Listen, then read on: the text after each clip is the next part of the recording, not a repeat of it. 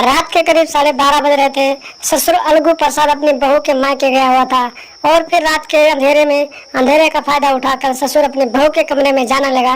लेकिन रात को अंधेरा होने की वजह से ससुर अपनी बहू के कमरे में न जाते हुए उसकी माँ के कमरे में पहुंच गया और उसकी माँ को अपनी बहू समझकर उसके साथ इकसठ बासठ करने लगा।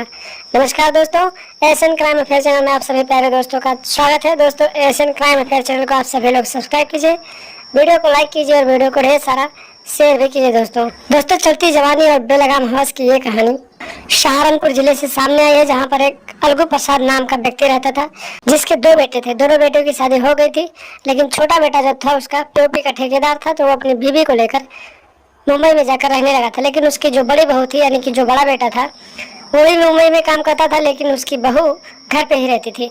और देखते ही देखते आए दिन ससुर और बहू का चक्कर चलने लगा और दोनों एक दूसरे के साथ रातें रंगीन करने लगे। और देखते ही देखते दोनों के बीच ये रिश्ते इतने मुकम्मल होने लगे कि रोज रात को बहू अपने ससुर के बिस्तर पे सोती थी और उसका बिस्तर गर्म करती थी। एक दिन की बात है दोस्तों, बहू की माँ का तबीयत खराब हो गया और वो अपनी माँ को देखने के लिए अपने मायके चली गई। 2-3 दिन तक जब बहू वापस नहीं आई तो ससुर को अपनी बहू की याद सताने लगी और फिर उससे लेने के लिए वो उसके मायके पहुंच गया।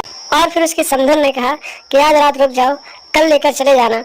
दोस्तों, ससुर अपनी बहू के मायके में रुक गया और रात के करीब जब 12-1 बज रहे थे तो ससुर को अपनी बहू की याद सताने लगी और फिर वो उस रात उसके साथ 61-62 वाला प्रोग्राम करना चाहता था। अंधेरा काफी ज्यादा था दोस्तों, तो ससुर उठा और सीधे अपनी बहू के कमरे में जाने लगा।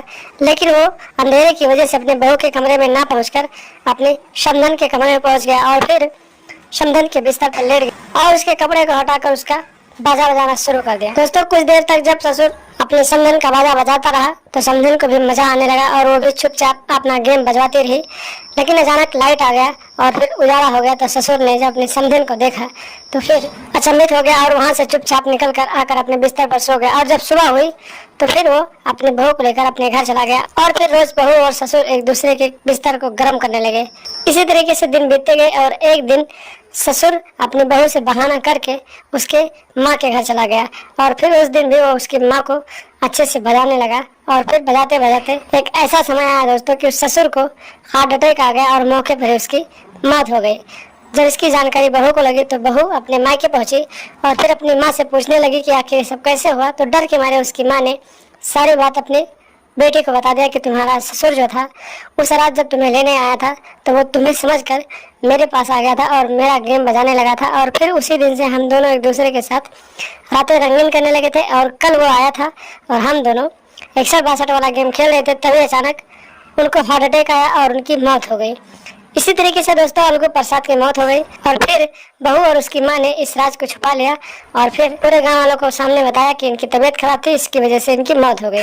तो दोस्तों, इस तरीके से लोग अपने रिश्ते को तार-तार कर रहे हैं और इस तरीके का घटना संसार में घटता रहा है। आप लोग ऐसे अपराधी मानसिकता से दूरी बनाकर रखें और ऐसे जो हवस के पुजारी आप लोगों के आसपास हैं उनकी पहचान करें, उनसे सतर्क रहें, सावधान रहें, अपने घर परिवार को सुरक्षित रखें और लगातार हमारे साथ बने रहें। हमारे चैनल को सब्सक्राइब कर लें और हमेशा देखते रहें एशियन क्राइम अफेयर।